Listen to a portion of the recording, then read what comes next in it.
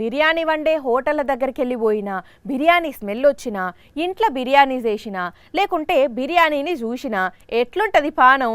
ఆయే పాయే అన్నట్టే అయ్యి అప్పటికప్పుడు లొట్టలు వేసుకోవాలని చూస్తారు.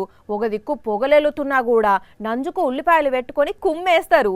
బొజ్జ నిండా తిన్నది అరగాలని వాకింగ్ చేస్తారు. అట్లుంటది కదా బిర్యానీ మహిమ. అయితే గీ బిర్యానీ తింటే వాకింగ్ చెయ్యరు, వాంతులు చేసుకుంటారు, సీదా దవాఖానకు పోతారు. ఎందుకు అంటారా? ఇగో ఇందుకు. యాక్ షీ షీ షీ షవ్వ షవ్వ చూసిన రానుల్లా బిర్యానీలు ఏమున్నదో బొద్దింకున్నది. ఉల్లిగడ్డలు నిమ్మకాయలకు తోడుగా ఉండాలనే వచ్చిందో ఆయనతో మిస్టేక్లు వచ్చిందో తెలియదు గాని సగం తిన్నాక చికెన్ ముక్కను దుంచుతుంటే మాడిపోయిన దాల్చిన చెక్క లెక్క కనపడ్డదట. ఏహే ఇట్లా మాడిపోయింది ఏంది అని పట్టుకుంటే ఉన్నది ఈ బొద్దింక కనపడితే దెబ్బకు వికారం వచ్చిందట.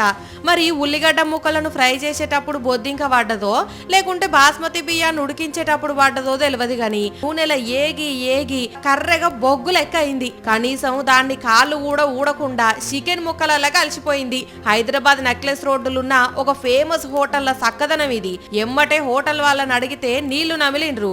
కానీ అయ్యా ఫుడ్ సేఫ్టీ ఆఫీసర్లు జర షేకింగ్లు చేయండ్రి సార్లు.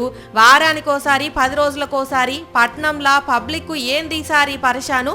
ఇడ్లీలు తింటే జెర్రీలొచ్చుడు, బిర్యానీ తింటే బొద్దింకలొచ్చుడు, వడలు తింటే ఇనుప ముక్కలొచ్చుడు, ఏంది సారు? జర ఇప్పటికన్నా తనిఖీలు చేసి జనాలకు భయం లేకుండా చూడండి సారు.